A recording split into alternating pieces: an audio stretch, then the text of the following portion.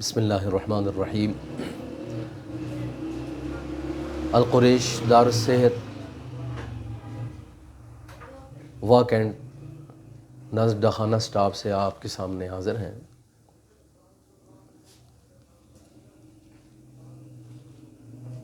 آج ہم آپ کے سامنے پھیپھڑوں کا ایک مرض کھانسی، اس کے جو 3 اسباب ہیں اس پر آپ کے سامنے گفتگو کریں گے۔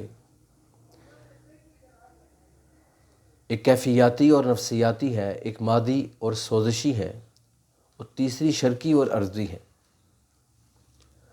اب ان تینوں کا علاج بھی مختلف ہے، ان کی سمٹمز بھی مختلف ہیں، اور اس کا طریقہ کار بھی مختلف ہے، اور ہر ایک کھانسی کا اس کی غذا، اس کی دوا، اس کا طریقہ تشخیص بھی مختلف ہے۔